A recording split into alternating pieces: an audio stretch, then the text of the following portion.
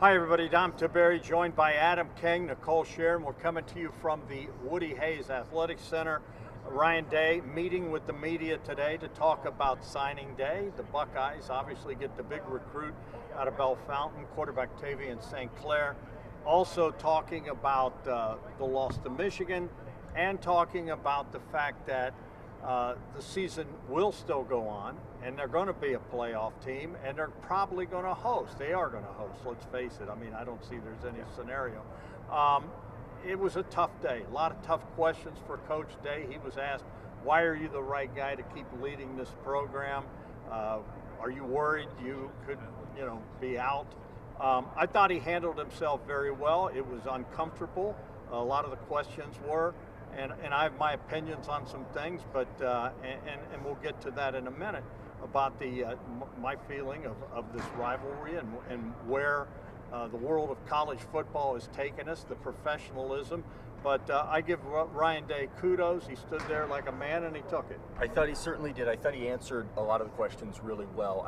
He was asked if he had a sales pitch for Buckeye Nation, and I thought it was good that he didn't give an answer, because you don't need to pitch yourself as a head coach. His pitch is what his success has been outside of this rivalry in his career, but he was honest. You cannot lose this game, and he knows that. Everyone in the Woody knows that. I like that he didn't say, hey, you know what? We all came in on Monday saying kumbaya and are ready for the national title run. They're hurt. They're still hurting. They're going to be hurting for a while around here. But he knows that, if they go win a national title, and he talked, much like we've talked, about how this is kind of like the NFL now. You lose a game, you move on. But I thought he handled it very well. I thought some of the questions I was impressed with that they were asked, and I was glad they were asked, and it gave him an opportunity to say, listen, nobody's more upset than I am. But he also understands why Buckeye Nation is frustrated, and that's important, to not be combative in a moment where everybody's so frustrated. And the biggest thing, he acknowledged that they shouldn't have run the ball so much in the Michigan game. That was my number one checklist, trying to get an explanation on that, and he was pretty open about that. You can second guess yourself till the cows come home, and Nicole, I don't think there's any doubt he's in disbelief they lost that game. I think that was evident. I think if they had to do it over again, they may play tempo. They may throw it a lot more. He flat out said, as Adam said, they ran the ball too much in the middle. They went into the strength of Michigan. To me, a lot of it is, this is the way they've done it. This is the way they've done it forever, and the world is changing. And, you got to run the ball. Who says you have to run the ball? Woody Hayes said you had to run it. Urban said you had to run it.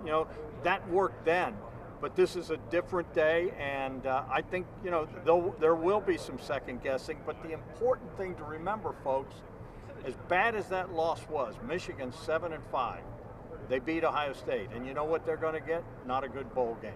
Ohio State lost to them, but they're going to still have a shot to win the national title. Exactly, and I think today showed a lot about Ryan Day's mindset, this team's mindset. There was a lot of worry right after that loss of, can this team bounce back from that? And like Adam just said, yes, they're taking the time to grieve it, because it's not what they wanted. It's the worst case scenario. I mean, Ryan Day just told us that they didn't even think this was even a possibility to lose to that team. That is not something they ever thought of when they took that field. But what you just said, Dom, about there's a certain way that they feel like they always have to win this game every year. And if you just play your style of football, we won't be having this. Sometimes I think you put too much heat, too much pressure. There's too much, in my opinion, there is too much heat and too much pressure on the way that this game needs to be played. When in reality, just play the kind of football, use your talent, use your receivers. I mean, the best receiving core in the country. Use it the way it should be. And if they do, then we're not in this situation. Right. Adam, I liken it too when they lose to Michigan and then they're getting ready for the college football playoff and they have Georgia. Yeah, it's very similar. Same team, exact same team, but one struggled, the other should have won the game against Georgia. I mean, and they lit it up, yes? This is really interesting, because in Ryan Day's entire career, and I'm pretty sure this is accurate because I've never seen it. There's only one time I've ever seen him literally on the sidelines going like this, trying to get people loud and red in the face, and that was that Georgia game. And I have no doubt that that's the Ryan Day we are going to get from here on out the rest of the season.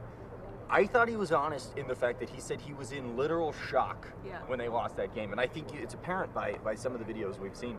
He never expected this to be where they are, but this is where they are, and now they have to move forward. I do think the one question that I think Ryan Day is going to have to answer, and if I was the head coach, and that's a terrifying mindset for a lot of Buckeye fans, but if you gave me the keys to the Woody, I would walk in there and I would rip down the countdown clock, and I would rip down the helmets, and I would get rid of everything, and I would say, until we can win this game, it's going to be another game.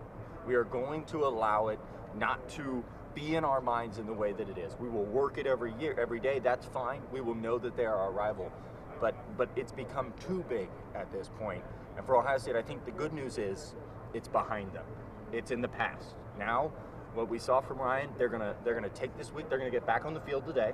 So this will be their first time kind of going through the motions again. They don't know who they'll play. They want to know who they'll play. And as you said, they're gonna host a game. So listen.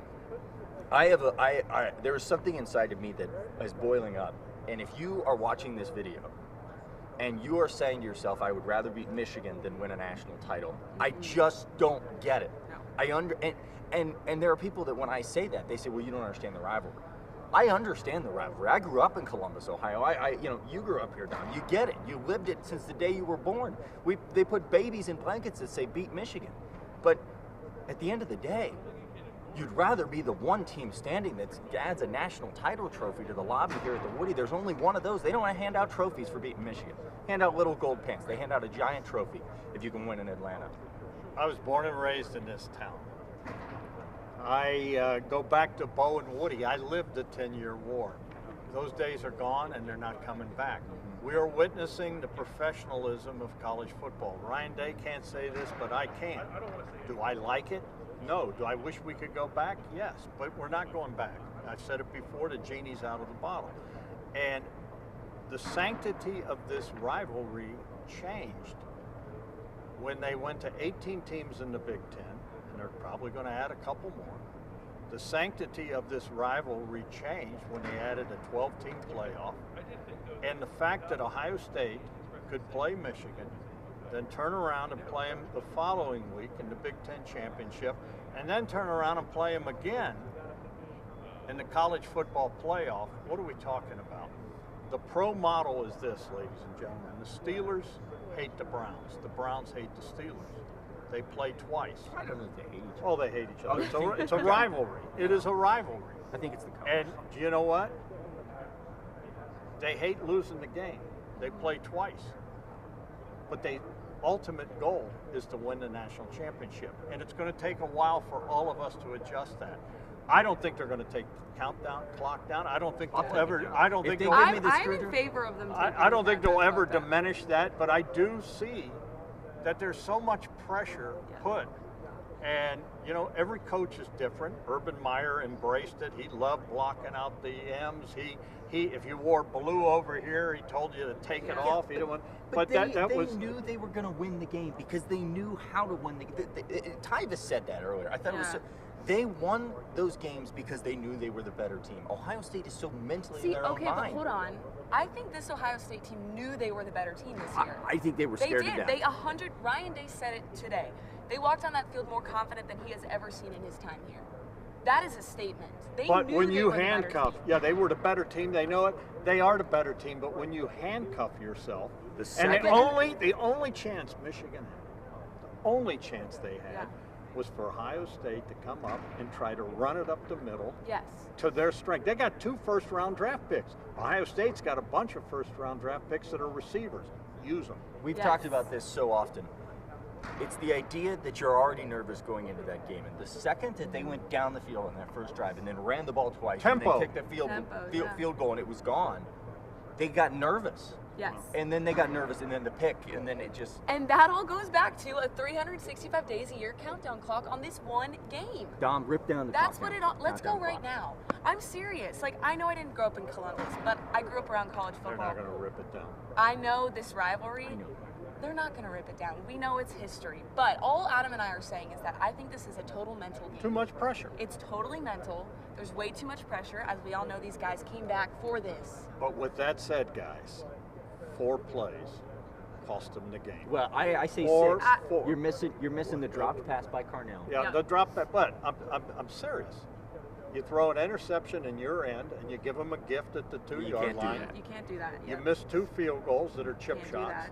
and then you throw the 3rd interception. I mean, Well, second the- interception. the You one- can't the- do that. the You Well, just only even can't the do 2 field goals and they win the game. Yeah. It's that simple. Well, the only thing that worries me, because I'll say this, I take 0 away from what happened in that Michigan game about what this Buckeye team is, because it was an That anomaly. was not them. They had their No. hands. Yeah. They were. The one thing, and I asked Ryan about this today, is the field goal kicking. That's going to Yeah, matter in the it playoffs. is. They have got to figure that out.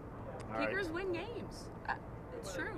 All right, guys. we could could hang the debate. countdown We could clock. just do this all day. it could And be in the sports office. It The would countdown look nice clock. up We'll put it there. over your desk. They're not taking it down. We could do this all day, but we have to do some other things. He's Adam King. That's Nicole Shearin. I'm Dom Tiberi. Check us out, 10tv.com, 10TV Plus.